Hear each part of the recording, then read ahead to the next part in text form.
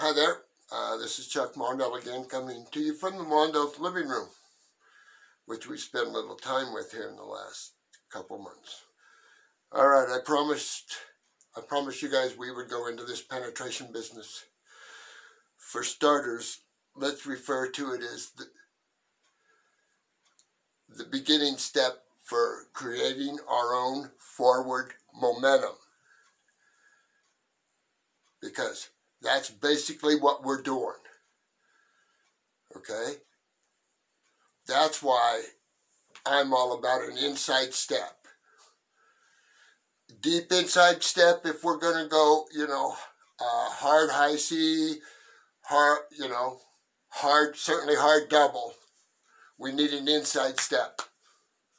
Okay? Okay, this is real simple. Okay? We're talking about in the neutral, creating our own momentum. And that's what we have. Sometimes it helps if he's pushing on us or if he's doing other things.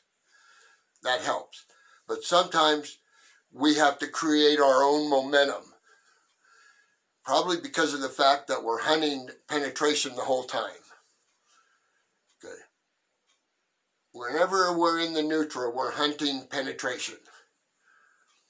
That means we have to be able to do it in the blink of an eye. We have to go from possibly a big old square stance to a penetration kind of stance, and then a deep inside step. Okay? So, we're talking penetration here. What else is important? Where in the heck we start from.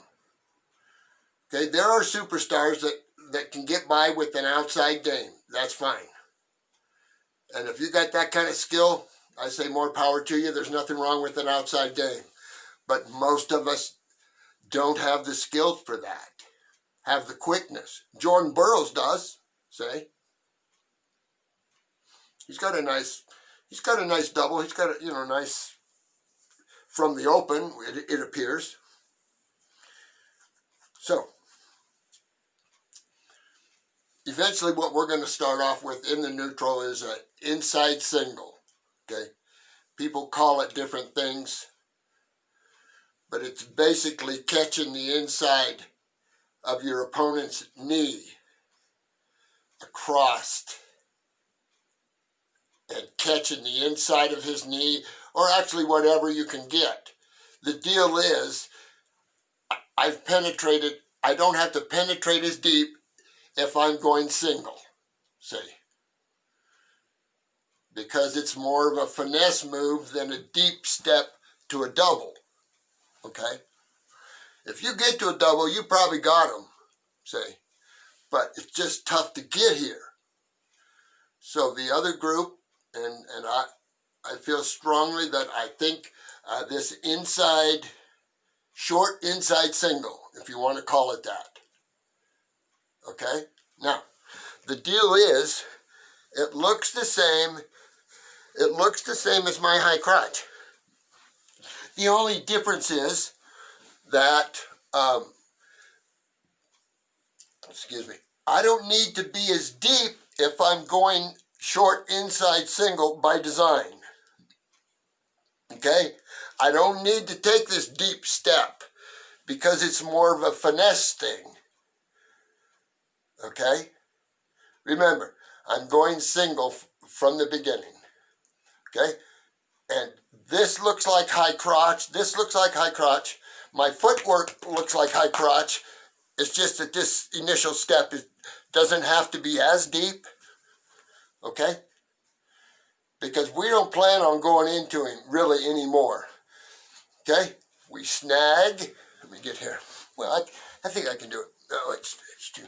Anyway, we snag. We stop him. We catch him even with just this much of our hand. And we might get more sometimes.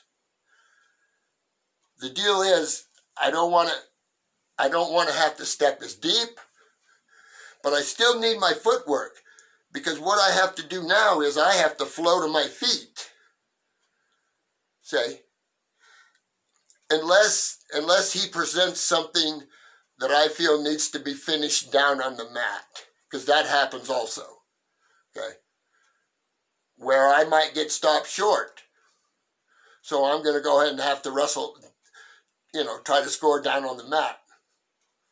Okay, I think that's our number one option, actually. But if we're able to flow, if we're able to go to this inside single and flow to our feet, we've got a pretty good shot of taking him down. Okay? So, everything else, me setting him up, me getting myself ready to go, me getting a little baby Ty ready to go too. See, because I still have to do something about this arm, sorta. I don't have to do much with it. See? It might be that I just get it out of the way. Okay? Here, again, check this out. Because of the way I snagged his inside of his leg there, he's going in that direction. Just naturally and normally, he's going that direction. Now that's going to kind of catch. See, that's going to help me, because his leg is going that way.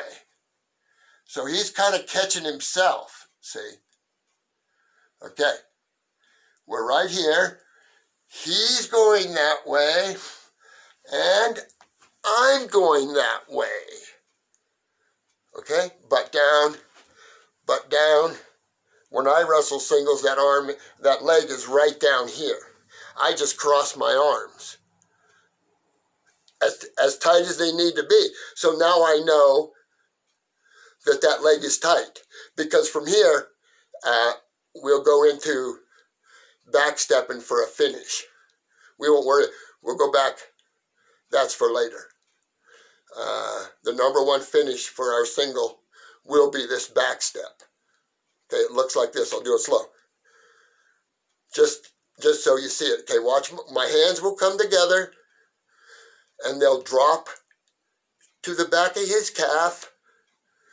Okay, I'll stay in the best position I can.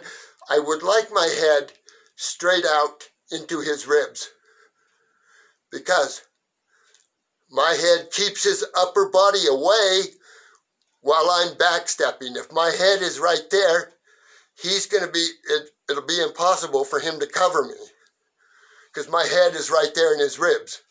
Because what I'm doing is I'm keeping his upper body away, and I'm sort of dragging his lower body. Okay, now watch. I'll drop my hands like this, and I'll back step with this leg. Okay? Okay, check this out. It doesn't always have to be a back step in a circle. It doesn't always have to be like that. It could be straight, like that. So, the young wrestlers will have to read, because once we bang here, catch, now we have to read. Okay, I know I'm going to try to backstep him. I already know that, so. Okay? All right, so it looks like I'm here, my butt down, my head's in his ribs. Okay, I'll do a rounded kind of backstep.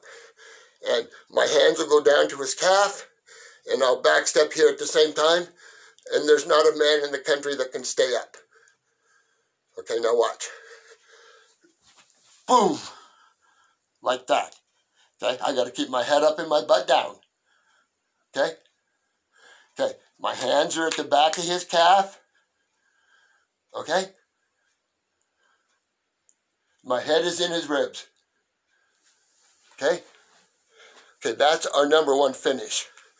I just wanted to briefly go on that, because that backstep is the hardest thing for the young men to learn. But we have to do it. Remember, stay as quasi as we can. Okay? Now, one thing that I see is, a lot of times, every time somebody takes a backstep, their position gets worse and worse, see? So, we got to stay in position. Yeah, we have to do this business with our hands. See, that's why I learned it like this. I'm tight. I'm as tight as I can be on the leg just by crossing my arms. Okay?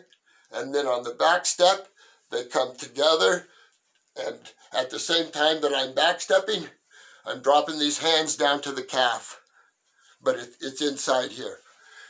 And I guarantee it that there's not a man in the country, if you do the things, you stay in position when you're back stepping, that'll be the easiest finish in the world for you. But again, it takes repetition. You know what? I'm thinking 25 times a day. We need to be in there, understanding how it feels, what kind of pressures there are, what we need to be able to do. Okay, so that'll be our number one finish. I just wanted to get that out there. Okay, let's go all the way back to the beginning. We need to run. I've talked about it before in other sessions. The darn weight room, and I don't mean disrespect to anybody, but the darn weight room is for coaches who can't coach. They don't know what the heck to do, so they send them to the weight room. I've ranted about this before, but it's okay. It's okay. I'm just into the best practice, best possible practice, that's all. So, and we need to take care of the flexibility in our lower body and in our hips and our lower back. We have to be strong there. Okay, so any kind of stretching like this, any kind of stretching like this. Okay, anything like this. See? So when we're stretching and when we're stretching, always do it slow and always do it safely, okay? So we slowly, and we stretch every day, and I like to stretch these big muscles in here, in our torso, and in our legs. So we go a little bit wider when we're stretching, wider than we would wrestle, probably wider than even I would wrestle. So I stretch there so that when I bring my legs back in, I feel comfortable because I've stretched. I don't know if you want to call it overstretch, but something like that. Carefully, slowly and carefully. Okay, this is my big flexibility thesis. So any kind of stretching like this. Okay, what I'm working on is like this, and then walking like this. Personally, this is what I'm working on because I've had some trouble with, some hips and stuff. So, but this is just for the flexibility part. And, and there's positions like this when we're wrestling. There's positions like this, there's positions like this, there's all kinds of stuff. So I would heavy stretch every day. You guys get in circles these days and mess around for the first 15 minutes. But if you're messing around stretching, that's fine. Because we need flexibility under pressure.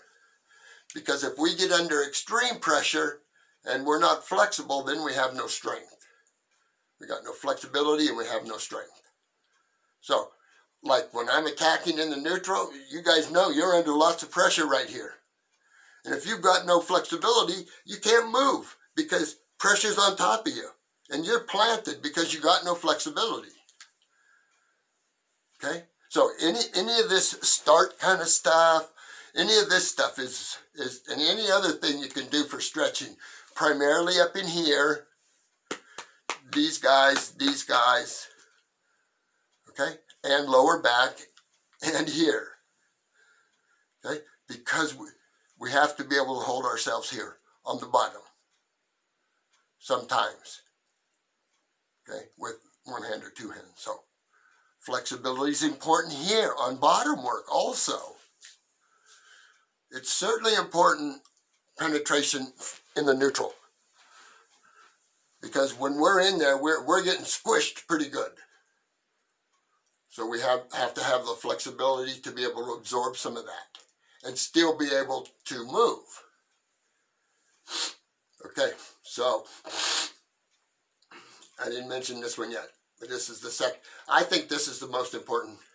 We need to run. Ladies and gentlemen, we need to run. I didn't write the rules. I wrote most of them, but we need to run. And probably nobody really enjoys running. Our friend Noah up here, he runs for Phoenix High School. I think he likes to run. I never like to run.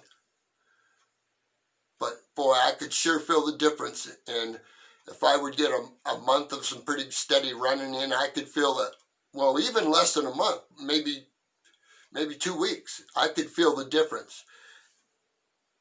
And it made wrestling much more enjoyable. Nobody wants to be out there dog-tired in the middle of the second round and it's a tight match.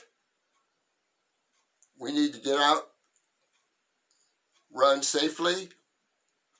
If we're out on the roads, run safely on the roads. Or all you schools have tracks. We should be using those tracks. Well, I mean the Phoenix people. And anybody else who's listening, but we need to run. For one thing, 80% of injuries can be prevented if we're as fit as we can be. And we're only going to get that kind of fitness if we run. Okay? I would get a roster of all the kids. I would start off with a 1 mile run because I don't think the kids can't handle 2. So maybe we'll start off with 1, get their times, convey to them that we don't care about really, we want you to improve, but we want you to run and get in shape. So we keep track of their times, and obviously we'll keep track of their distances, and then we'll be able to kind of tell who, and through scrimmage, you could always tell who's running and who's not. Now, I don't know if you want to try to run as a team, or if you know who needs running, or if you, in the early whatever, you see that this individual's, so maybe they need to be running. So you can either try to run kind of as a team, maybe in the morning or whatever, or something, and then spend a little less time in the weight room. Tell you what, a lot of fitness will go a lot further than a lot of strength. Pretty sure. So we have to run. Okay. Early in the season, I would run a bit further and probably shorten it up as the season goes on. So, I would say real wrestlers probably early on and probably during the off season, between 4 and 6 or something like that. But we definitely shorten it up as the season goes on, like we learned from Haga over there. So, okay. So we need to be fit. They cannot do what I ask them to do if they're not fit. And theoretically, we can't send them out there if they're not fit. Say, I wouldn't mind some sort of rule like that somehow we figure out something where, because being out there out of shape, you're going to get hurt a good percentage of the time. So let's run. Let's take care of our flexibility. Okay? Next thing. This is directly from Dale Thomas's mouth. We have to get comfortable nose to nose. When we're in the neutral, we have to get comfortable nose to nose. Okay? Square up if you have to. Okay? We have to get comfortable nose to nose, and we have to win the tie. Chip Kelly used to say win the day. I say we win the tie, and we will. We'll study this business of winning the tie, okay? If I hear a coach say stay out of the tie, I cringe. I cringe. For one thing, the rules say we sort of almost have to make contact, for one thing. So, it's basic, everybody ties up, so that's just the way it is. So we need to understand to not panic in a tie. Do not panic when we're nose to nose, okay? Now, when we're doing this nose-to-nose thing and we're hand fighting, I think we need to be in a more of a square stance, deeper center, a lower center of gravity, okay? Especially if we're not sure what's going on, okay? So,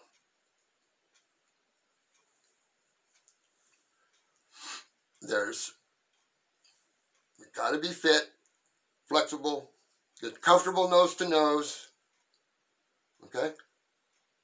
For one thing, we only have to penetrate maybe that far to get even, to get to a semi-deep high crotch. We only have to go this far. Whereas if we're afraid to get nose to nose and everything is from, arm's length away, that's 4 feet away. There's a big difference. This is why people get caught short, why young people get caught short. Usually they start too far away. Instead of learning to carefully make contact, start the tie business carefully at first, probably, okay? But eventually we'll fight, probably from more of a square stance. We'll hand fight. We'll defend from a square stance, okay? I set him up in a square stance, okay? I get myself ready to go. I beat an arm to get through an arm on my high crotch, okay? That's what I do, okay? We got to get comfortable widen your stance, get comfortable nose to nose. The real trick is going from your, like Casey McNulty would say, you go from your Mack truck, into your Ferrari, see? And that's just about right.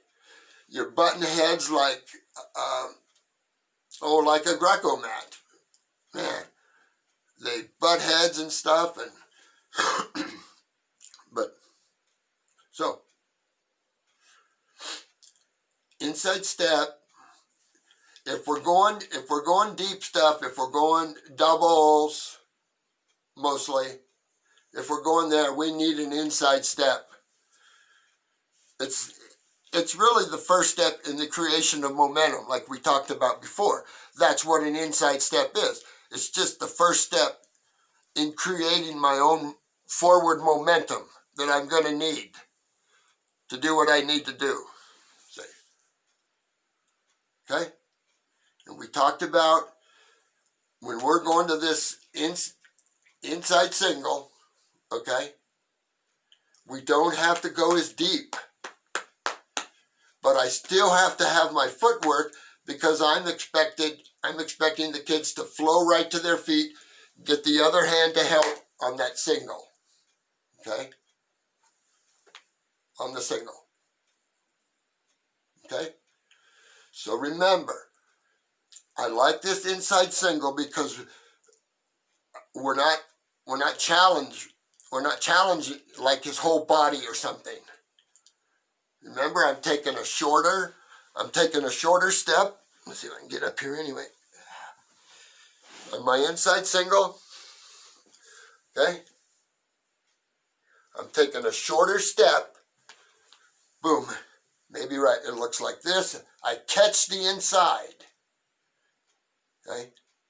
And, this is probably, on another arm or whatever it's doing, okay? I don't know if that arm would be much good in me getting right to here. See? But I do need it to come down and help on the single. I do need it for that. Because I'm not going to hold many, I might. I might be able to hold it here for a second, but this hand's got to get here as quick as it can. Okay? And then the kid from Oklahoma State, he'll grab right here. He likes to grab right there, the meaty part of that hand. So that's where he goes. Okay? I go to here. This is kind of hard. Okay? But look at my hips. My hips are under me. Okay? And I flow to my feet. Okay? So, I want to go. It's a pretty tough kid. I don't know if I can take him down with a double, but I'm pretty sure I could take him down with an inside single. And if that's the case, boy, if you got that quick little inside single, you're tough. You're going to be real tough. So, all right? Remember, I don't step as deep. Okay? I don't want to go there yet. Okay? So we like this inside single. Okay? And it might be that I'm on the same inside bicep tie like I would be on a regular high crotch. Turn the elbow out like that. And then go down and snag inside single. Okay? Remember, on this little gimmick little here, remember, he's going that way by his reaction. He's going that way. And by my reactions, I'm going the same way. I'm coming up. Okay, this is where this hand has to come and help. Okay, and I'm going to flow right to position. Okay, I'm going to come to my feet. This hand's going to come down to help. Boom, and I'm going to be right here. Butt down, head up. And for me, the leg is right down here. I said, it's advantageous to do this because it helps on my finish. My number one finish, like we talked about, is the backstab. Or it might be that we just go here, straight back. See, you have to read it. Say, you know what I see a lot? Even at big time wrestling. Some guy's in on that single. He dumps a couple, they call it a dump, whatever. He does that a couple times, and the guy's ready. You can see with your own eyes, and you can feel it, that the guy's ready to fall on his rear end. And then the offensive guy stops. He figures he's wrestled enough, so he stops, basically. And his opponent is ready to fall on his rear end. So the offensive guy is basically holding him up. So that's what I see happening. So stay on this. Stay on this. Stay on this. And yes, if a double appears, it's okay. We can, if we feel like we can get our hips in there with our arms in, more power to you. Okay? If you can get there like that, that's fine. Okay? But I do think our number one option, inside single, once again, I don't need to step as deep. Okay? So, whatever's going on here with this arm, I don't have to do much. I just lower my center of gravity. Okay? Sometimes you may not even go down. Maybe you beat him so bad that you can just kind of stay up. I know the heavyweights at OSU used to do that a lot. And the extreme of that looks like this. They would just grab it. Kind of mush you out of the way with their head. See? And just snag it. Like that. I know Bielenberg used to do it. Big Larry used to do it. Okay? So, the penetration is important. We got to nose to nose, at least. Okay? Maybe depending on how bad you beat them. But I know we got to get comfortable, squared up a little bit. You know what? if you go out there in a square stance and act tough for a while, they'll think you know how to wrestle. So think about that. Nobody's going to make anybody wrestle anyway. So we'll spend quite a bit of time. And I think one way to practice that is pummeling. See, then they get close, especially the young people. It's kind of hard sometimes to have a young person in another young person's space. So, but pummeling, we get comfortable. You could do it just from a square stance and pummel with your opponent, and then you can kind of move your feet to pummel. But let's stay nose to nose and get comfortable nose to nose. Okay, we got to. For one thing, we're going this far instead of 4 feet, or even 2 feet, or even 1 foot. Is almost too far away. So we have to protect ourselves in a square, unless we're dominant and we know what exactly is up, then we can go wrestle. But if we're not sure, I think we ought to spend a little bit more time in a square stance, pretend like we know what we're doing. See, we're going to teach you how to win the tie and how much you need to get through the arms. Because on any penetration, we're doing anything probably other than the short inside single, we need to get our head through to the back of his shoulder.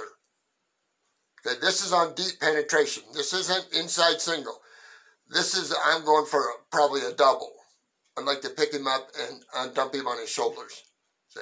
So the key is for me to get my head back here. Okay? All right? So there's ways of getting through the arm. Okay?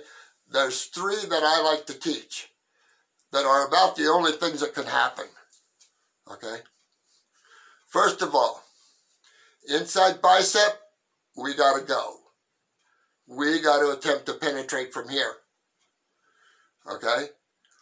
You can go short single if you want, but if you really want to have some fun, see, turn that out. Now that traps the arm, sort of. Okay, I'm up on his bicep, so I'm sort of holding his bicep down, and I'm shoving that other part of it up, so it puts it in a bind. Okay, inside bicep, turn it out, boom. Okay, I'm going double now. I'm going deep double, let's say. Okay, a deep inside step, right?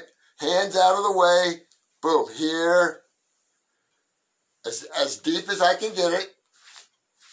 I usually start it here, okay? And then I progress to here. Now, straight Strobel double, that's what we call it. That's what Oregon State calls it. It's the same thing Burroughs has. It's just a blast double. But we call it Strobel double. Okay. Now, if you're going to consistently take somebody down with a straight Strobel double, blast double, you need an inside step. You need to have them set up pretty well. Because you could take half the energy that you used on a straight double, direct it to your high crotch, and you're probably going to have some success. It just takes a lot of work right here, a lot of position right here, okay? Certainly if I get into a guy like this and his legs are right here, I mean, yeah, I'm probably going to score. But you don't get here a whole lot. That's what I'm saying. See, I learned that from David Vizzini. See, yeah, we're probably going to take fewer attempts, possibly. See, because we're taking care of business along the way, and it takes a minute. Sometimes it takes a minute. And like I said, nobody makes anybody wrestle anyway, so who cares? So, okay, now we have to start thinking the big picture. Okay, we have to do a few of these things at the same time. Okay, Inside bicep, number 1. Underhook, number 2. If you don't go on an underhook, you and I will discuss it. Say, we need to be going just about 100% of the time when we're on an underhook. Say, tight or sort of semi-loose.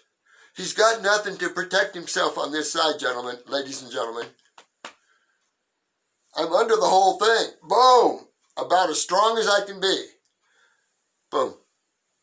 Snap it over just like regular, and now you can go whatever. You could go deep penetration, or you could go inside short single. You can go either one if you want. But when you get good at this penetration, you'll have fun. I used to tell, at my last job, I had to tell some of the kids, you can win matches 2 points at a time. It doesn't have to be 5 at a time, or whatever. You can do it 2 points at a time. And we need the skill and the patience to think like that if we have to. That we can do it 2 points at a time. Okay? All right. In a short review, remember, is what we're doing with an inside step, deep inside step. It's just the beginning of the process of creating our own momentum. Because most of the time, that's what we have to do. We have to create, or it helps if he's pushing on us, or if he's got his feet mixed up or whatever. See, that makes it easier, but we need to be able to go out, get our own penetration, create our own momentum. Because the good ones aren't going to push on you a whole lot. You got to go get them. And the things that we've been over in this session, a guaranteed success. More success than you ever imagined if you do exactly what I tell you to do. Because I'll tell you what, if you don't do what I tell you to do, you're probably going to end up getting beat by someone who does. So keep that in mind. I guarantee each and every person that I work with will have success beyond their imagination. I guarantee it. That's all there is to it. I'm not saying they're going to be a 4-timer. I'm just saying that you'll have more success than they ever imagined. If we coach from this baseline, this goes out to Cody, we need to trust the process, trust the baseline. Okay? Because it's too hard if we're a random coach. Code we talked about. It's too hard to be a random coach. And it's horrible coaching. You do not want to be a random coach. You want to have purpose to your scrimmage. Purpose, you must have direction with your philosophy, which I do. Everything is connected, except everything not being connected, like a random coach would do. Pulling things out of thin air. We use the scrimmage to see how the young people are progressing as far as what we want them to learn. See. Again, just a quick review. We need to de-emphasize, in general, we need to de-emphasize winning and losing. It's hard, but we have to. It's like a culture thing. It needs to be in our culture. I bet those kids from Penn State don't worry too much about winning and losing. I think they worry about working hard, having a good time, putting on a good show, which they do. So, I think we've gone over enough. I don't know how long it's been. Anyway, those things are important. Again, a lot of this stuff is really not a suggestion. You should probably do it if you want to have as much success as you possibly can. There needs to be some deep learning going on. For one thing, I could be a superstar coach, but it wouldn't do me any good if my kids aren't superstar learners. See? It doesn't do anybody any good. See? I know, what's up. See? But, so, de-emphasize winning and losing. Inside step. And remember, inside step is just the beginning, okay? Because sometimes we have to keep our feet moving, knee up, knee down, knee up, knee down, like that. And there's a drill for that I know nobody's ever seen before, because I made it up myself. Okay, friends, thanks again for stopping by. Our number one from the neutral is that inside single, okay? From a nice wide stance, okay? Switching from a Mack truck to a Ferrari is important. It's like going from a sumo match to a freestyle match, somewhere in between there, see? But a lot of it's like a sumo match, or like a Greco match between a Russian and an Iranian, see? A lot of it's like that. I used to tell the young people it's like a sumo match, which it is sometimes, because sometimes you need your whole body to win these ties, see? You're probably not going to win them with just your hands, and it's going to take your whole body moving, your feet moving, and all this stuff. Remember Chip Kelly said, win the day, finish, we're going to win the tie. Okay? So there's a couple things I thought about putting on the old YouTube, but I think some of it's not going to get on here because some of you guys might be paying attention. So you're lucky I'm putting out the information that I am right now. And with the personal training aspect of this this program, that's guaranteed also. If there's not agreement that there's marked success, then money goes back. Because I know it's not going to happen. I know that young people are going to have more success than ever. They have to relax, listen, deep listening, deep learning. Say, they have to relax, de-emphasize winning and losing, because I'll guarantee you two things. That was the difference that I saw in my friends at Oregon State. And all of them placed. All of them. At least once. And there's 2 or 3 two-timers, say. And that was one of the things I noticed, is that they were able to forget about winning and losing. They would wrestle anybody, anytime, anywhere. Okay? I'm talking about Dick Knorr right now. He would wrestle anybody. He would wrestle Bielenberg all the time. Knorr was a 50-pounder, 42-pounder, whatever. And he would wrestle, and this is kind of where I learned it from. It was from Dick Knorr. How he didn't care at all. He just wanted to wrestle. And his wrestling was down to earth, it was solid, and it was the best. And part of his development was that he disregarded winning and losing. Not only in the Coliseum, but every time he wrestled. He didn't care. He was just going, he was taking care of the process of doing the things that he was taught. And when he scrimmaged, he didn't care. It's like getting in a fight with a guy that doesn't care. See? You're in for a battle because he just doesn't care. He's going to do what he's supposed to do, and he's probably focused on that. See? So it's important. It's hard. Like I said, it's a shift in the culture, really. So anyway, it's getting late. Again, thanks for stopping by. I think next time we need to continue on finishes. I have a David Vizzini special here for you.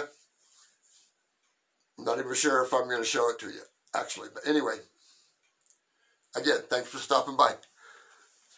Bye.